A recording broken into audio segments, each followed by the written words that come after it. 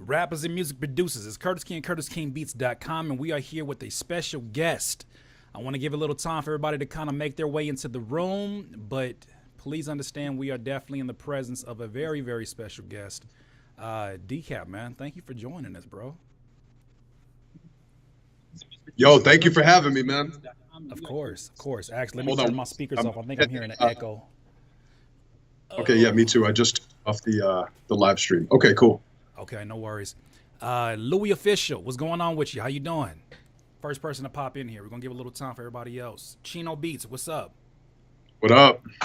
Ernest Taylor, Brian, Led, Kane Jack, okay?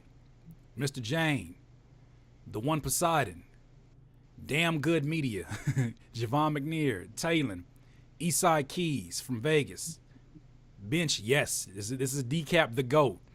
Better believe we are in the presence of greatness, man. There's a lot of folks on here who, Nashawn Music, Dagger, a lot of folks in here that look up to you, man. And I'm definitely a fan of your production. I'm a fan of, especially the new content that I'm seeing up here on the YouTube channel. But for those that don't know, DECAP and I had an opportunity to come in contact after I did that review on my channel for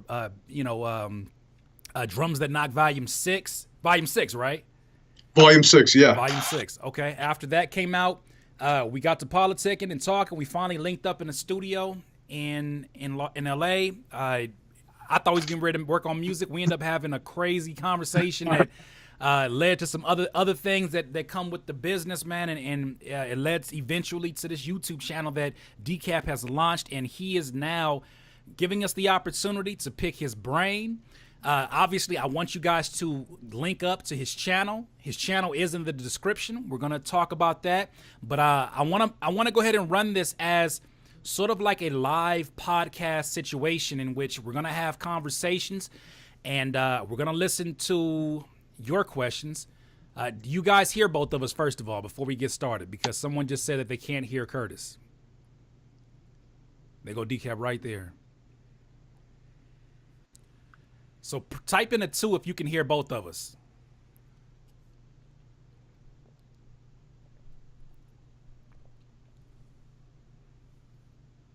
I can only hear in one ear. That's because we've gone mono. Okay, cool. Thank you for telling me that. So let me shift that over and we'll actually get started. So we're gonna change the microphones because I think that has to do with the, where is it at? So let's shift to this microphone. Boom. Now we should be good.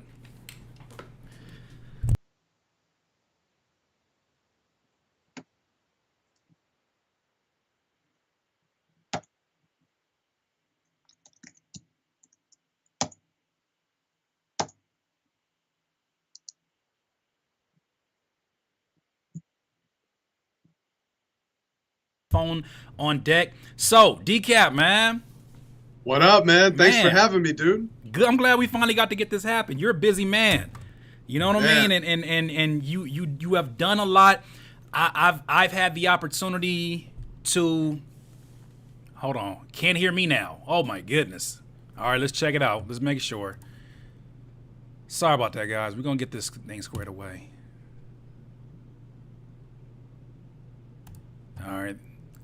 Good to have this communication going back and forth with them to let me know. Yeah, right. Okay. You should be hearing me now. Working on. Huh? I was just telling them you're working on it because I think they can hear me and not you. Okay.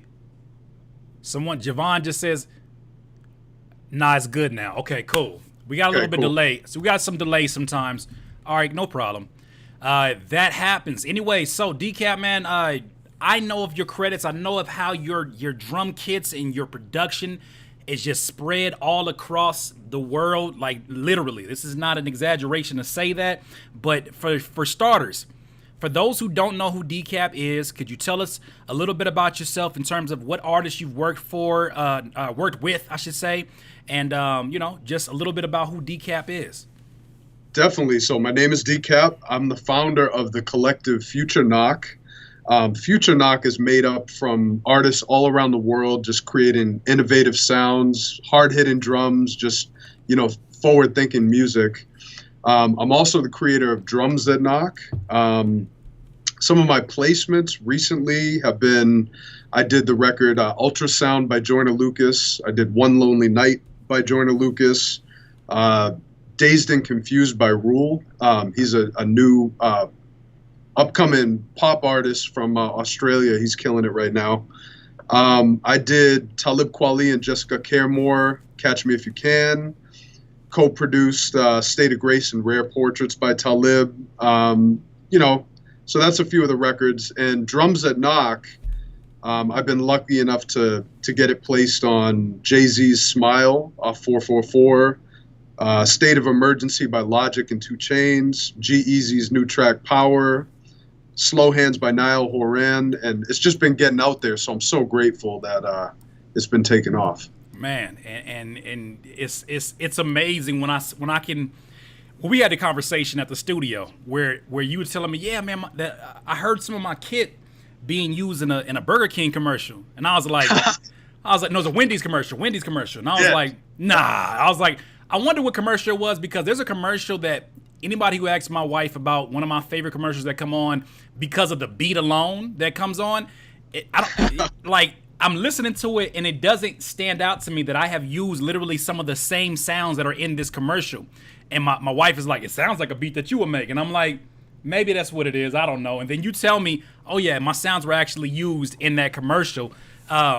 It's not a mystery of that. So now, because we're in the presence of many producers who are, different type of producers, you got producers that are more so the artsy type and some that are more so the technical type. For those that are the technical, they want to know what kind of equipment and what kind of software do you use to make your music? So as far as software, I've been using Ableton for the last 10 years, and I just started using FL this year. And I obviously love Ableton. You can do so much, with sound design and mangling and tweaking a sound. As far as just quick creation, I find FL Studio is dope because you can just make a quick beat, and I just love it for that type of workflow. As far as computers, I got a MacBook Pro and an iMac. I got an iMac in the studio, MacBook Pro for on the road. And I got other stuff. I use Antelope Audio. I'm in the studio right now, so I got the Antelope Audio Zen Tour for my interface. I got the Antelope Audio Edge mic. And I've been recording percussion on a pair of the Verge XY mics by Antelope Audio. So I got a 2 terabyte Glyph SSD where I keep all my sessions on and everything.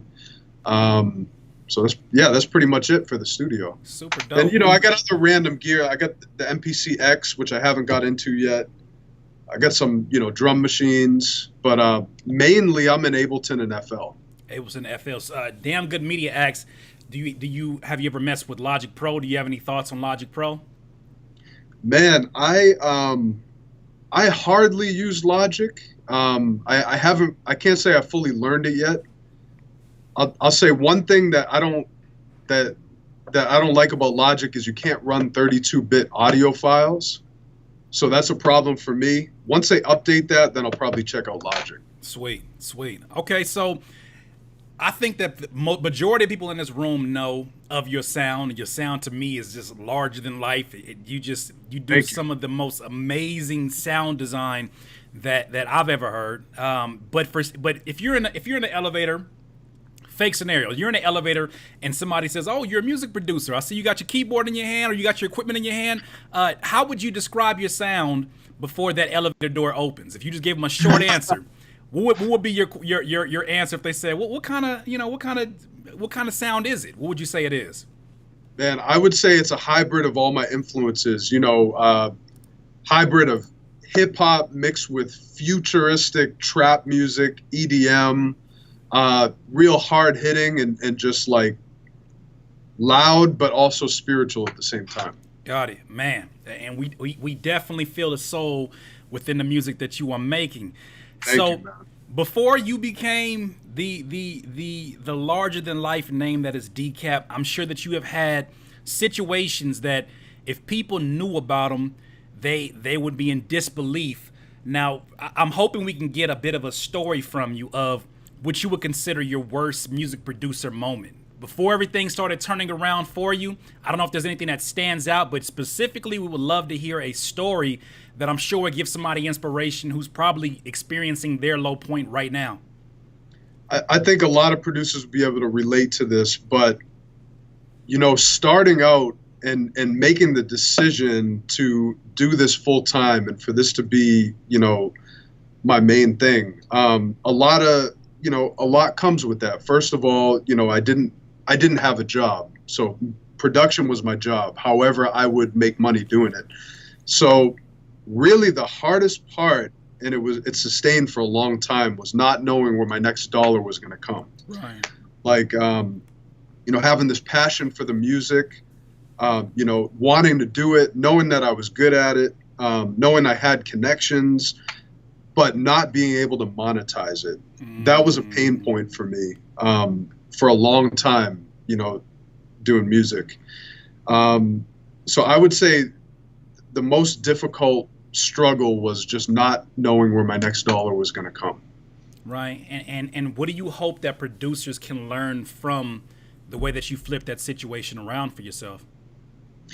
One thing, when I was coming up, there wasn't as much information readily available. Now you can go on YouTube, you can subscribe to Curtis, to me, to anyone putting out content that's helping, the next generation of producers, and you can see, how to make a living off this. So one thing I want to express is if you have a passion for this, you can make a living off of it. There might be a lot you have to learn. You have to embrace business. You can't be saying money is evil and expect to make it. Right. So you have to change your relationship with money and with business. Yeah. A lot of people say, well, I'm a producer, so why do I have to learn about money? And what I'd say to that is, as a producer nowadays, if you want to be in control of your destiny and your career, you have to become an entrepreneur as well and really learn the game of production, learn the game of money. Right. And that's going to give new producers an edge. And obviously, Curtis, you know that, and that's how you were able to be successful producing, doing YouTube and everything you're doing with these courses, helping producers. I feel like it's so important for the new producer to not only be great at their craft producing, but to understand and fully get the business, have mentors, study, like listen to YouTube channels, going over this stuff, read books, anything to get to that next level with money and business. I think it's so. You're spot on. You're spot on. And I think that we've been really beating that with content over the last few weeks. We've been beating that over the head that, the one trick pony is dead. That's gone. Like you, when I first got into the YouTube sphere, it was something that was a bit of a challenge for me. Not even because I didn't know how to do it, because I didn't mind doing the work. I just didn't know what I was doing. And then also too, I had sort of the voices over my head that were from people that were already in the industry. Like, you're going to become a YouTuber? Like, what is that? Like, you could go, why aren't you going to work more with Absol or with Kendrick? Why would you do, what is this? And so I had to fight those doubts plus my own doubts. And what I realized was that the same way we have the ability, like DECAP, you and I have the ability, all these producers in here have the ability to a certain degree to take a miniature sound, a miniature one-shot hi-hat, a miniature snare, just a snare. If you give that snare to your auntie and tell her to make something with that, she'd be like, if you don't get out, like my auntie would be like, if you don't get out the kitchen with that, like, get out the kitchen with all that. But we have the ability to have that creativity that does something with a snare or hi-hat. There is no reason for us to not use that same creativity within business. And I think that DECAP hit it on the head, is that we are blocking our own blessings sometimes by saying, oh, I don't really mess with the business, I'm only here for the art. And it's like, no, the business is an art if you approach it that way. And you have the ability, being from a creative creature that you are, to approach it in ways that somebody who's just business wouldn't quite understand, your nature of doing business. So I'm glad that you said that. That being said, I'm sure there's producers in here that want to know. And then also, too, for the producer in the room, I want to let you guys know that I see your questions. I'm making sure I got notes of it. We'll do a Q&A after. I got some questions that I want to ask him that I think are very, very valuable just really to tapping into this man's mindset. This man to me is a brilliant mind, and these are things that we need to definitely tap into first. And then the questions that you got that are really great questions, we'll get to those at the end. But I want to make sure we get through this list. It's about 15 questions. And the next one that I have for you, sir, is you did a video about this recently, about ways that a music producer can generate income. Maybe if you can kind of do like a little smaller version of that, what are some ways that you as a producer generate income? Right. Oh, that's a good question. I was moved to do that video because it's probably one of the number one things I hear. You know, producers are, you know, like I said, passionate about what they do, but it's like, how do I monetize this? How do I make a living off this and quit my job? So, you know, for me, I can't say I'm like, you know, the way I'm going about it is like most producers, but everyone has their own path in this. And I definitely have kind of carved out my own niche, and I just go with where the energy is. So for example, when Drums That Knock started taking off, I realized that I had an asset to give to producers to help them take their sound to the next level. So I focus a little more on Drums That Knock. But other than the drum kits that I've done and that have kind of blown up, I would say streaming. Streaming is one big thing that's undervalued in the producer community. I think it's dope. A lot of producers are selling beats online. I think that getting into streaming is a slightly different pocket. You're not necessarily marketing your music to an artist to buy it or license it. You're releasing your own music as a brand, which was a perfect fit for me because I always loved listening to beats and listening to instrumentals. So I feel like being able to artistically just put out a single on my own that's a beat was a great fit. And Spotify ended up noticing this, and they added me to some big playlists, and I went from, you know, a couple hundred monthly listeners to now up to, I think, 72,000 today. Ooh, so it's been on that, man. That's amazing. Thank you. And so it was a surprise to me. Like I didn't realize there was that big of a market for it, and I didn't realize that it would happen to me. But that goes to show you, if you release your music, it can happen to you. If you make great music and release it on all the platforms, that can happen, and that's a check every month. You get some money from that. And I know there's producers who are like, but what if my checks are only 12 cents? What if they're only 13 cents? It's like the month you're getting, that's 12 cents that you weren't getting before. And instead of sitting and twiddling your fingers about where's my big payoff gonna come? Where's my big placement gonna come? What he's telling you is facts, because you having that passive income that you don't necessarily have to do a whole lot outside of make it available and of course promote it. It's there. It's there for no matter where your name goes. Say you do get a good placement in 2 months. Guess what plays are gonna spike because of people's now heightened interest in your brand being associated with somebody else because you had that placement, right? So if you get a Drake placement, all of a sudden there's a heightened sense of curiosity about who is this producer so and so. Oh snap, he has his own, Spotify. Oh man, I'm adding you to my playlist off top. So thank you for speaking on that, because I think that's where we're trying to move a lot of producers, at least within my network. I'm trying to move a lot of them over into streaming, because I'm like, while you're waiting on that first beat sale, just get something, get some income, get a little bit more momentum going in your favor, and then you just never know what that can turn into. Right. And another story I have about that, for that specific scenario, for producers afraid that, they won't be able to get a placement because they just put that beat out. One of my major placements was on the track One Lonely Night. Right. And that track was my track Wake Up, which it got, I think, over 250,000 plays on SoundCloud, and also got a bunch, maybe 100,000 plays on Spotify, or maybe 50,000 or something like that. Okay. So by putting out my beat, it got in the ears of a major artist. So I still have my single up on Spotify, and I still have the record out with the artist. So I'm getting paid from both sides. Okay, man. Yeah, That's definitely the play in 2018, and I hope that a lot of folks are taking heed. A lot of producers are taking heed in the room to that information.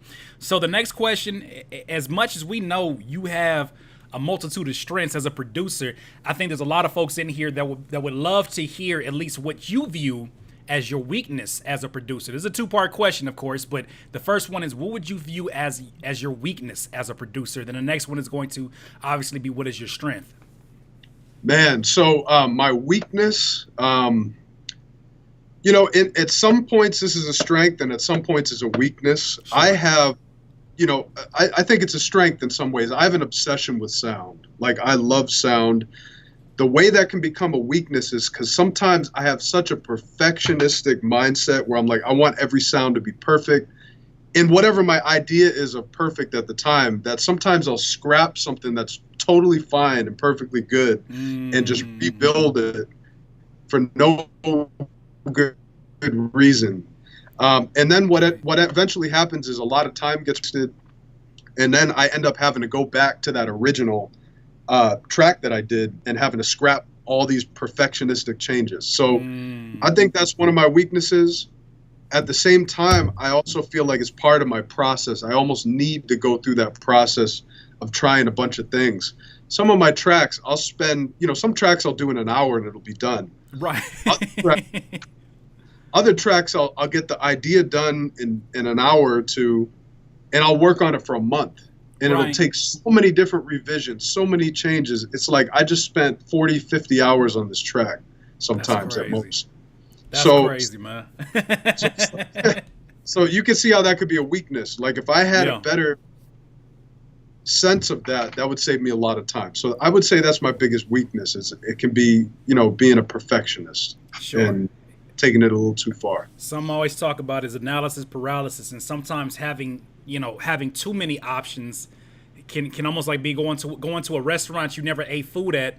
And then, you ever see those restaurants that have like Mexican food, American food, Italian food, all in the same? And it's like, just give me some fries, man. Because you pick the cheapest thing on the menu. You're like, I just don't know it's overwhelming. So that being said, what would you say is your greatest strength as a music producer? I say my greatest strength is my arrangement and my drums, because I feel like I have an ability to bring people through different emotions through my tracks. So I'd say the way the drums hit, the mixes, and the arrangement, and the way I put it together.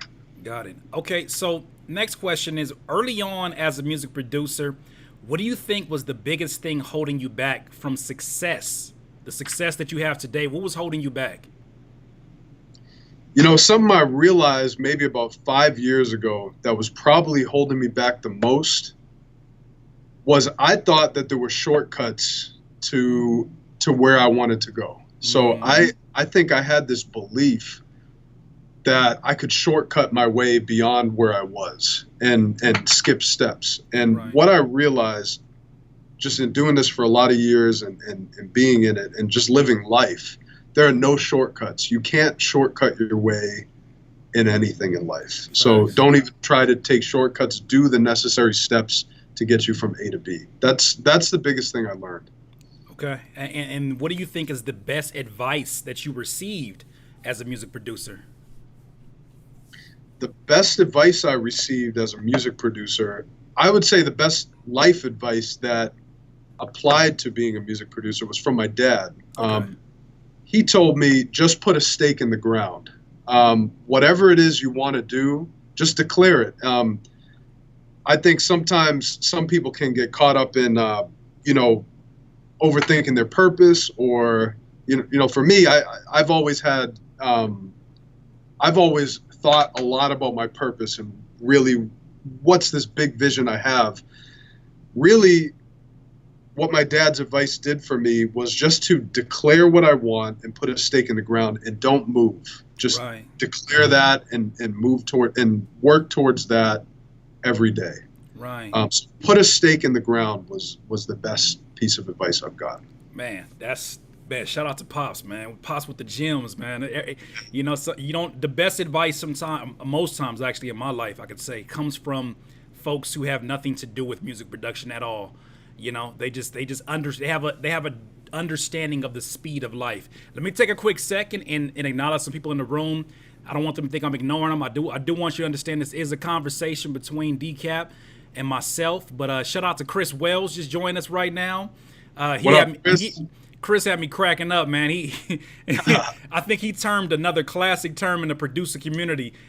People yesterday weren't understanding "oh gosh's" swing. There were some people, it wasn't a majority. Most people in there were like showing love, but some people were like, it sounds off. The drums sound off. And Chris Wells was calling them the grid police. And my side just started hurting. I was in so much pain. The grid police. I was like, that needs to be a thing. That needs to be a t-shirt. You need to run that. Wow. That's a good one. The grid police. Folks who are just like, everything needs to be quantized. And I mean, since we're on that subject, it's a little bit off the topic, but what is your sort of take on swing? How do you interpret that? Because you have a swing all your own. Right. What's my take on swing? Or your approach, at least, when you think about swing, like what is swing to you? I feel like swing is a certain pocket. It's a certain rhythm that, for me, how I approach it is the way a track swings is just the way it feels, the way it grooves. I feel like sometimes being on the grid is a good thing, but a lot of times you have like a different expression you want to express. Mm-hmm. So it's almost better not to even do the computerized swing, but just to move notes around or either play something live or move it around just so it hits that pocket that you feel. Yeah. Sometimes if you customize the swing, you can get it just right. Yeah. Because you might want one note to move a little bit too much that way, a little, more that way, and another note to move that way. Right. And there's not necessarily like a stock swing parameter that can do that. So sometimes you'll have to do it by hand and move the sounds by yourself, or just play it live. Yeah. So the swing is about that pocket. It's the way you get your groove out there. I don't have a good way to say it, but I think you do a better job of showing us, honestly, because when I'm listening to like some of the lead sounds that you use within your beats, you'll like mess with people's brains, bro. Like there's been times I feel like my brain is melting listening to some of this stuff, because like you'll have a lead that's like boom, boom, boom, boom, boom, dang, dang, dang, dang. And they'll be like, where is it? And then the drums come in and it's like it all makes sense. Shout out to Black Noise. He said, no stiff drums or no stiff beats out here. Yes, no stiff beats. No stiff beats. That's a part of what made, and it's funny because people who have the most critique about swing are some of the biggest Jay Dilla fans. And it's like, who do you think is one of the fathers of the swing that we know today, especially like in lo-fi hip hop or just really even in a lot of EDM? People will be surprised how much Jay Dilla has influenced a lot of the EDM, especially EDM trap, because there's so much attitude when a hi-hat is swinging off just right, and then it's leading momentum into a snare that just feels like it's just at the very end of where it can be before it's offbeat. There's an attitude in that, and I hope that when the producers who are critiquing that understand, you can't see that, we can't tell you it, you have to feel that, and when you do, right, it's gonna feel like I've been making beats wrong my entire life. That's how I felt. Funny because I had a battle with Oh Gosh's cousin Captain. He's the one that introduced me to what swing was. My mentor Tay Beast, shout out to him. He's a TDE producer. Hey. He tried to tell me what it was. Captain showed me in a beat battle. I was like, oh, that's swing. Oh my God. Okay, now I know why it has so much attitude. But thank you for that. I know it's a little bit off the topic, but the next question I have for you: are there any in-studio habits that you have that you think contribute to your success? Some people say, eating a healthy meal before, or some people say getting some exercise. What do you have that's a good in-studio habit that contributes to your success? I think probably the biggest habit that's contributed to a lot of my success is probably meditation. There's a lot of times, and I bet there's a lot of people in the room here who may have heard about it or tried it. If you meditate every day, you'll find yourself in more clear thinking, more alignment, more creativity, more flow ideas for how to get your stuff out there and how to make new connections in your brain. Meditating is so powerful, and I recommend everybody meditate. And I know a lot of people will say, I don't know how to meditate good, or I can't do that. There's no such thing. There's no such thing. You don't have to stop your thinking. You don't have to do anything except sit down and just focus on your breath. The moment you have a thought, just go back to your body and focus on your breath. There's no such thing as being good at meditating or bad. Right. So what that does for me is it gives me more focus. And I tend to make better decisions in my music and in my life when I meditate in the morning. So I definitely recommend everyone take up meditation. Your music will be better. Your life will be better. Yeah, man. It's funny because I've just jumped back on my shout out to Hal Elrod. He made a book called The Miracle Morning. And I was on it for a minute where I would get up at 5 in the morning and I would go take a cold shower, have a drink of water, do some reading, do some meditation, and I'm getting back into it slowly, obviously, because I just had my son, that was born only 3 months ago. So I'm readjusting to his schedule and trying to figure out how to do it. But man, oh man, when I tell you that meditation will literally set that day off right. And for some people, meditation is literally prayer. So it can be prayer. It's your moment to not think about any other moments. It's your moment. And I have, and it's funny because you know what? I'm starting to think that I need to suggest. That's content right there. You see, I can't turn it off, DECAP. That's content for a future video. Is that 5 videos you should watch if you need to learn how to meditate? Because I have 2 that I've been circulating between that have been so helpful to me understanding what meditation is. There's affirmations, there's words that you say, there's goals that you set for your day. There's times where you're thinking, and like my meditation consists of is a Tony Robbins one where he basically makes you remember a time where you were like the most happiest, or you were the most, you were most in the moment, like a moment that just truly you appreciate, you're gracious for. That kind of habit of being grateful for things, you'll be surprised. The more you do it, the more it starts to seep into your subconscious, and you'll find yourself talking to people, and in situations that could have been arguments, they now become, you know what, I'm too grateful for this moment to ruin this moment, so I'm gonna duck out of here. Even when you're making a beat, times that you would have been frustrated in making a beat, Black Noise just said breathing is important. Yes, sometimes literally we are sitting in front of a computer and like this, every once in a while breathing just to survive, but we're not breathing in a healthy manner. All that stuff matters. All that stuff matters to what your production sounds like. If your production sounds like it has no life, I would really examine the life that you're living that's contributing to those sounds being the way they are, if they're an expression of who you are. So thank you for sharing that one, even though I know that's not probably the first. Go ahead, for sure. So if any of you listening want to start meditating, I just want to say one thing that you might run into, because I run into it still, and I've been meditating for about 10 years. Yeah. One thing you'll run into is you'll start to get busy. You'll see the benefit from meditation, and then eventually you'll start to get busy and won't want to do it anymore. And you might go through 2-3 weeks, months, whatever, and not meditate. The thing to do when that happens, this just happened to me yesterday. Like I was like, oh, I got so much to do. I don't have time to meditate. What I did was I said, you know what? Somewhere I know it's going to help me. I set my timer on my phone for 10 minutes, sat down and meditated, and I gave myself permission to turn off the timer if I wanted to keep going. And because I did that, I ended up going longer, and it just changed my whole emotional state, changed my whole trajectory for what I was doing. So if you ever run into the time when you don't want to meditate and you don't want to go through with it, just do it and do a little experiment, 10 minutes out of your busy day and meditate. Right. And that's one way to counterbalance that, counteract that. Man, it's funny because who said that? I'm looking for the name. Sun said meditation is a sense of freedom, but don't do it at work. He said something. He said if rappers are meditating nowadays, it's ruining rap. I would, and I know I'm not taking myself out on a limb by saying this.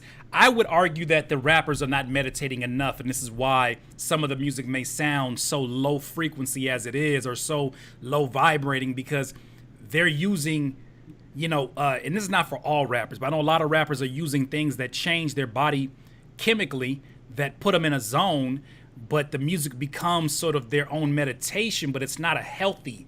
I wouldn't consider meditation. It's just not a healthy experience.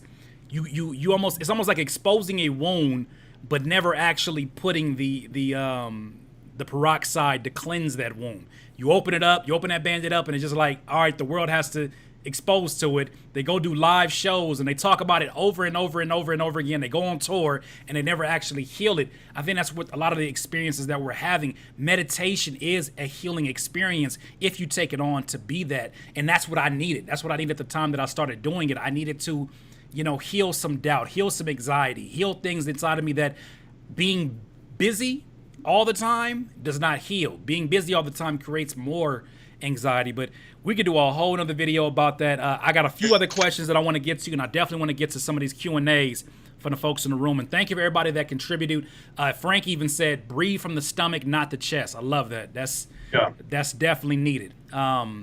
So next question is a lot less spiritual, but are there any VSTs that you suggest music producers start using? And you know what? I'm going to make this an extended question because ever since I made this, things have shifted.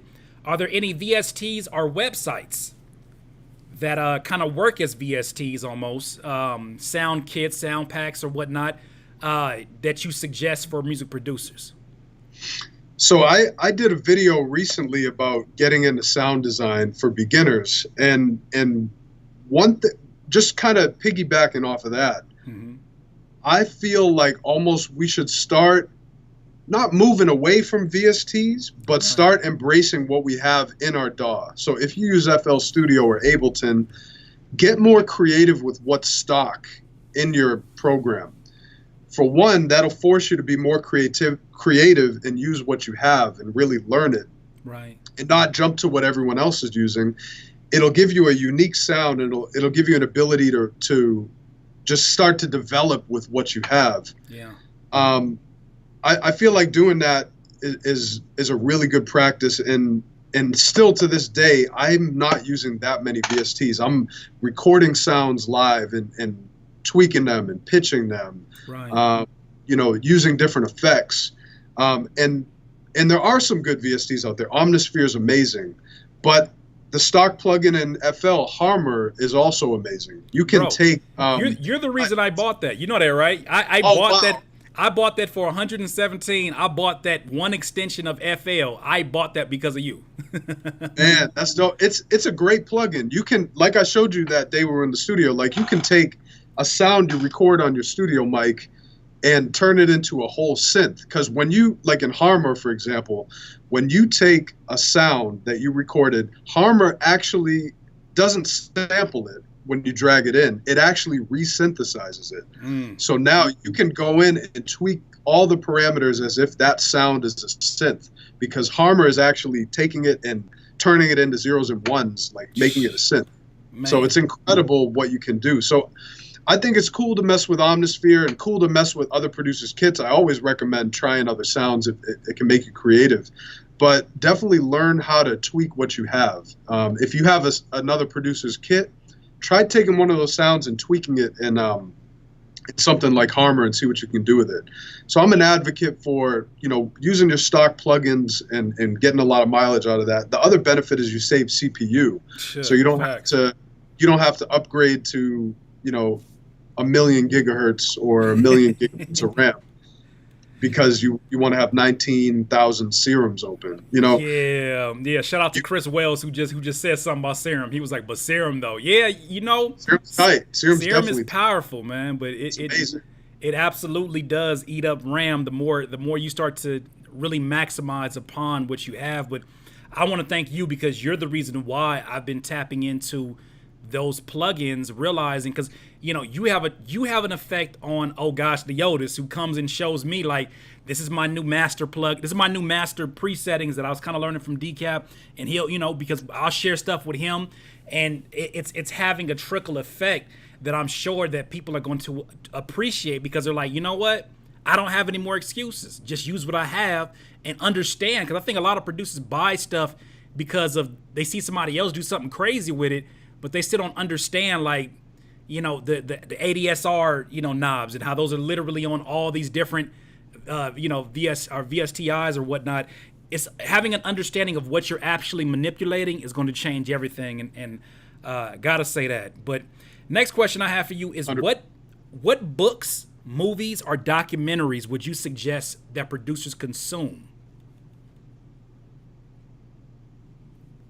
Man, okay. So one book that I highly recommend, it's actually written by a friend of mine and a mentor of mine, Abigail Juan Diaz. And she wrote a book called How Me Found I, published on Hay House. She's also a friend of mine, and this book is just amazing. It's not just about production, though. It's about life in general. And what was the name of it again? I'm sorry. It's called How Me Found I. How Me Found I. Okay. It's an incredible book, and you know, because it's about life, you know, because I live production, I can relate it to producing. So it's definitely highly recommended. There's a lot of good information about just life, and I highly recommend that. Another book I recommend is called The Path of Least Resistance by Robert Fritz. That book is amazing because what it shows you is it shows you how you can get yourself into situations where you try to make a leap in your life and you try to push forward but end up back where you started. It happens to so many people I know. But this teaches why that happens and how you can learn to overcome that thing that seems to happen to everybody, where you go on a diet to lose weight or something, or you start going to the gym and then you're back where you started, you know, 6 months later, or even worse. It's called an oscillating pattern, which, if you know oscillator, it relates to a synth. Right. So this is actually teaching you, these two books, I love them because it's teaching you to live your life in terms of sound. Yeah. So I find these are just great resources. I highly recommend both of them. Okay, check out on Amazon. So the first one was How Me Found I, and what was the other one again? It's called The Path of Least Resistance. The Path of Least. Yeah, I think we might have broke up a little bit with the streaming of Least Resistance. So I want to make sure they get these titles. I'm pretty sure that's content for your channel, which, by the way, if you're seeing DECAP's name pop up in here, definitely go subscribe to his YouTube channel, because I'm excited about the stuff that, you know, he's even gave me a little bit of a preview of what's coming up. But especially if you guys have a focus on sound design and you want to kind of understand it from somebody who has been in this game for quite some time, and somebody who's been successful in this, please go tap into his channel. You know, I promise I won't be offended if you stop watching my videos and go watch his. If you are a sound designer, you need to go watch his, and that needs to be what it is. So, man, thank you for sharing that information, bro. So for those, there's somebody actually asked the question that's similar to the one I'm going to ask you, and I think they were talking more so about reference tracks. But, you know, when you were in a place where you were sending beats off for possible placement, was there a strategy that you had, that you used? Did you have, like, I'm only going to send this amount of beats and I'm only going to send this sort of combination of beats? What would you say is kind of your philosophical approach or your strategy to sending stuff off for the best chance of getting a placement? You know, when it's come to major placements that I've gotten, it's almost never been. I mean, I've gotten a couple placements here and there from sending off tracks, right? But I really don't think that's the best move. I feel like building that relationship and, like, for example, with Joyner Lucas, I heard his music a while ago, and I was impressed by it. So I reached out to him from his engineer who connected us. Actually, it was his engineer and Shaw Money XL connected us. Okay. And I ended up going to his house and playing beats. And then he said which ones he liked, and I sent them, and then the rest went on. But I don't know. It's hard to say. I don't necessarily seek out actively a lot of placements because I have so many of my own branding things going on. But I would say the more direct way is probably to get to know the artists or directly connect with them and do it that way, because it's going to be more personal, and it's going to be there's going to be a relationship involved. I feel like just sending beats. I think it can work for some, and I'd love to hear some people who it's worked for. But for me, it hasn't really taken that. It hasn't really gone that way. Definitely, gotta echo that sentiment that there's nothing that's going to leave a better impression than physically being in front of people and leaving that impression, right? Because they get many of emails, they get many of tweets, they get many of things that come on that cell phone. To be in front of someone's face, that kind of like breaks that other wall. Especially when it comes to them remembering you and wanting to do future business with you. So you've left us with so many gems. Like I said, we're going to go into a quick Q&A after these last two questions. But the last of the two is, what words of advice would you have for up-and-coming music producers? For up-and-coming music producers, I would say just produce every day. Create every day, make beats every day, pay attention to what's going on around you, listen to it, absorb it, but focus on being your authentic self. Put out the music that you really like, and eventually that's going to take off because you're putting your energy and passion behind something authentic. I feel like there's a lot of producers who are, making something like the hit record that's out right now, because they think that's going to get them a placement or will win them a beat battle or whatever. But what I recommend is really spend time mastering your craft and just getting good at doing you.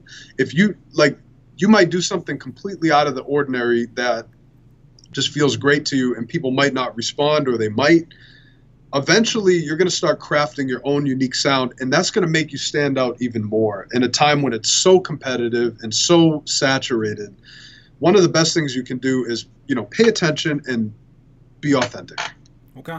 Man, gems upon gems upon gems. How can the people connect with you? I mean, I think the obvious one is definitely YouTube. In case you want to throw that back out there one more time for the audience.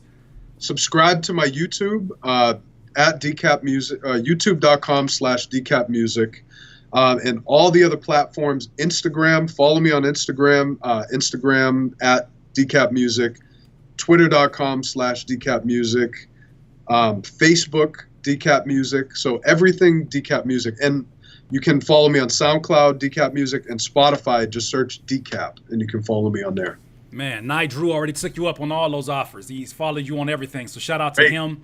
Hey, appreciate it. Yeah, we appreciate you, man. Thank you for taking the time out of your schedule to speak with us and drop all of these amazing gems on us. There's so many producers in here who have questions, so I would say if you guys have questions, we're gonna take a few, and we're gonna just shoot them off to DECAP, and then from there I will make sure that I re-air this. I will snip it down and put it up on the podcast, all that good stuff. But definitely send your questions through.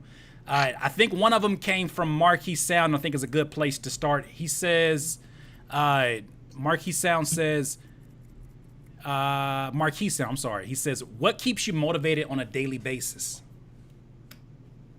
What keeps me motivated on a daily basis? I would say lately what's been keeping me motivated is just seeing how when I create something or when I do something or make a move or a contact or put something out there, just seeing that I have built my platform to a level where I'm getting response and that I'm going to get a response from what I do. Right. That keeps me motivated because I see how everything I do, every single day I have an opportunity to create something. Now with internet, social media, we all have an opportunity to create something, put it out there, and get a response. Create something, put it out there, and make money off of it. Build a career off of it. These are all things that motivate me. And I know for some people in here where you're still working at that phase, it's going to come if you stay consistent. So I would be motivated by your vision of becoming, of what you want to become and what you could become if you stay consistent and work every day towards these bigger goals. Okay. Money Music just asked a question I think is interesting. He says, where should I upload?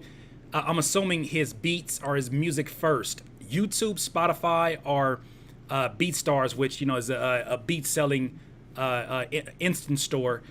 Is there a particular order that you upload things in, or you just kind of have a primary focus that you upload stuff to? Well, I would say before anything, upload it to DistroKid. If you're trying to launch everything on the same day to keep it cohesive, uploading to DistroKid or some kind of streaming platform. I personally use DistroKid. That's probably the place first because it's going to take a couple days for it to go live. So if you're trying to schedule your releases, I'd go with DistroKid first. One thing I want to say about that is I know I did say a moment ago, upload everywhere. One thing I want to express is remember what your purpose of doing it is. If you're trying to sell beats, uploading to SoundCloud to DistroKid or a platform that gets it all on all the streaming platforms, it might be a good thing or it might not. Just think about why you're doing it before you do it. Think about, someone on Spotify consuming music is they might want an instrumental album. So remember, there's a certain element of branding that goes behind that rather than going behind your beat selling store. It's a different type of branding. Sure. So just keep that in mind when you're uploading to something like Spotify. Okay, this is a common question, and a few different people ask this, including Chris Wells. Do you have a preference for an ASCAP or BMI? Do you really see a specific difference for a producer? To be honest, I'm not really educated enough to answer that. I've had ASCAP for a long time, and so far it's been fine for me. I know people on BMI. Whether you do ASCAP or BMI, I believe you still have to sign up for a writer account and a publisher account. Right. So if you only sign up as a writer, you're only getting 50% of your revenue. So you have to also sign up as a publisher. If you're like, I'm on ASCAP, so sign up for, my writer is my government name. My publisher is DECAP Music 101. So I'm collecting a check every quarter or so from my writer side and my publishing side. So I recommend, do your research. I'm having good luck with ASCAP. I also signed up for a company called Song Trust that collects additional publishing on all my songs. So that's an extra check. They administer publishing royalties from all around the world. So I have ASCAP and Song Trust personally. I'm not endorsing them, but definitely do your research and check out what's out there. Okay. We'll take two more questions. I see a few in here. I don't see too many coming through new questions, but definitely great questions. I know that there's many questions about BMI, ASCAP. I'll try to bring somebody on because I'm the same way, DECAP. I just don't like answering BMI, ASCAP questions because I'm like, I signed up. I educated myself on what it is. I don't spend too much time on there, but then I have buddies that, matter of fact, I know a producer I could bring on here who just spends all of his time on ASCAP, and because of him going to the events, he became one of the people who gets to vote for Grammys. He became a part of that committee through his ASCAP relationship. You can sign up to be a Grammy voting member. Also, anyone can do it. You just have to have a release out. I actually was a member of the Grammys a few years ago. But that's actually public. You just have to have one release out there within the last 10 years or something like that. Okay, man. Thank you for that additional knowledge. I'm sure there's a lot of folks out here who are just like, I don't even know where to start. Amir Cat, how do you find your niche or that thing outside of music that will draw in an audience? So let me make sure I understand the question. How do you find the niche outside of music that will draw in an audience? How do you find that niche or that thing outside? Yeah, that is a kind of a different question. But I think what he's saying is, how do you find your niche? It is probably either a marketing niche or it's a musical niche that separates you and that draws an audience in. Because obviously you have different things that can be looked at as that's your lane completely. How do you kind of find that and discover that? That's a good question, and it always surprises me. When usually it's by just trying new things and seeing how it works. I've told this story before with Drums and Knock, which ended up being my niche product. It started because one thing I noticed is there were no drum kits out there that gave me that knock that I wanted. I couldn't find anything that gave me that punch. There was nothing out there. It never existed. And I had a real pain with that because I was like, I want my stuff to really knock, and I can't do it. And I met with a lot of industry producers at the time who were saying, yo, Fruity Loops has more knock than Ableton, or this and that. And I was like, no, that's bullshit, because that's not how it works. Right. They're all the same. Oh, and it's this plugin or that. And I was like, you know what? I'm going to debunk this. So I studied for months. I got obsessed with making stuff knock. And that's how my drum kit came about. I didn't have any expectations. I was like, you know, even if 20 of my producer homies buy it, I'm cool. You know, it was just a legitimate pain I had. So that kind of created my own unique niche. It was something I personally obsessed over and worked hard to try to figure out how to solve this problem. So I think whenever you're solving a problem, you know, whether it be your beats are solving a problem of the current beats out there, or they're unique, or you're making a product that can solve a producer's problem, these are all ways that that you really will stand out. I believe that. Right. Man, I'm sitting up here taking in this information for myself as well. I think these are all great questions, and I appreciate you guys asking these type of questions. It makes me feel good because I feel like the kind of content that I have made has attracted people who are literally the people that I wanted to attract. People who are like, this is the information I want to have, not how to turn the on switch on. You know, I want to get people. I want those people too, but you know, I want people who are trying to push it to the next level, and obviously, you guys are those folks. Let me ask this last question, and then we're going to go ahead and save this and put it up so you guys can watch it later on. Someone asked a great question that I definitely want to end on this note. Let me see if I can find that. Let me see. So do you have, LV5 says, what are some important tips for creating an instrumental album? I get this question a lot of times, and I think that, you know, a lot of producers, when I told them, I said, hey, go to DistroKid, put your stuff up, they put them up as if it was like a folder online for their beats. And it's like, no, that already exists on your laptop or your computer. You don't need that to be online. There's a certain art that goes with this. There's certain, like you spoke about it, a certain branding that goes into this. What are your tips for those that have never done it before, don't even know what a beat tape even consists of, or an instrumental album? What will be your tips to help those folks who are just kind of starting out in that realm? Right. You know, and art is, as we know, it's so subjective. Like, you can literally do anything. But what I'd say with an instrumental album is focus on, if you're going to put out an album, focus on it being like a standalone piece of work. Don't necessarily have the intention that you want to sell beats to artists with this album. Focus on making it a piece of art that can be consumed. Focus on how you can get the album placed on blogs, how you can get it in rotation on Spotify. Make it cohesive. Get the mixing from track to track and the mastering. Make it cohesive.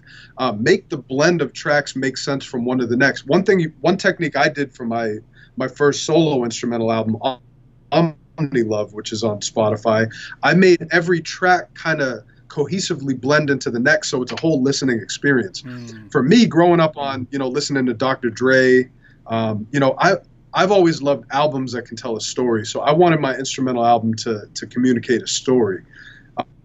So that's something that I personally do to make it feel like an album. Think of it as an album that can be on the charts. Don't think of it as a beat tape where, necessarily you can sell beats off of it, which you may be able to, but focus on it being a cohesive work. And another point to that is, I know that albums are kind of a rare commodity nowadays, so I'm not really working on albums as much these days since the way that music's consumed. But if I did, I would focus on making it real cohesive. Yeah. Well, and along with the art and the way you package it, the way your social media looks in alignment with it. That's my personal opinion, but then again, it's so subjective. Just follow, whatever you feel resonates with you and the album. Well, I think you're definitely leaving a very strong impact, and I gotta say it again. I appreciate you, man. Just aside from just the interview itself, just the conversation we've been having off camera and whatnot. Ernest Taylor says it's your best interview, and you know what? I have to agree with you, because I think that has to do a lot with the conversations that DECAP and I have had aside from here. Is that what I'm realizing is that for a long time, bro, like I had a sort of a negative stigma when it came to anybody that I felt like might be too associated with the industry, right? Because I met a lot of folks within the industry, and I met all kind of personalities, just like I'm sure you have. You meet all kind of personalities. You are one of those rare people, man, that I don't worry about you switching up on me one day, or you getting Hollywood on me. You've been exactly the same since we've touched base. You've been ultra supportive of my channel, ultra supportive of even putting Lemonhead on your future knock, man. I appreciate that, but I just gotta say thank you for being who you are. Aside from the talent and the information that you're giving, thank you for being who you are, because it sets a huge example for producers coming up that feel like, I can't wait to get to a certain level so I can, pretty much shit on everybody. And that's not what you have done. You got to a point, and you're still growing it to a point where you're like, no, there's still work to be done. And I think that's super commendable. Man, dude, I appreciate you and just you helping me get started with this YouTube thing, man, and just all the conversations we've had.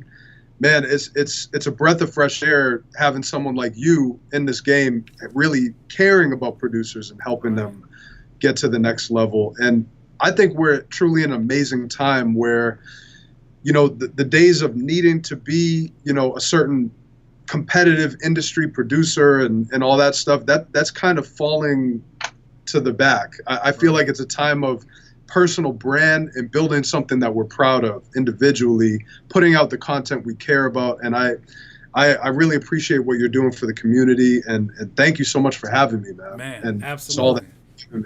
Absolutely. Well, producers, hopefully this wasn't too disruptive. Hopefully it was a good, nice treat to whatever you're going through. I know East Coast, you're probably looking at about 5:30 right now. So you're probably either getting off of work or you're transitioning between commuting. Wherever you're at, I want to say thank you for tuning in. For those of you that are listening to the podcast right now, thank you for tuning in. Make sure you go ahead and subscribe, and come to the YouTube channel too to catch some of these gems and this information a lot easier, or a lot faster, I should say. But once again, this is Curtis King of CurtisKingBeats.com here with DECAP. Thank you again, my friend. I appreciate you being on here. Thank you. All right. You guys take it easy. I'll be back soon. All right. Let's get this OBS. Peace.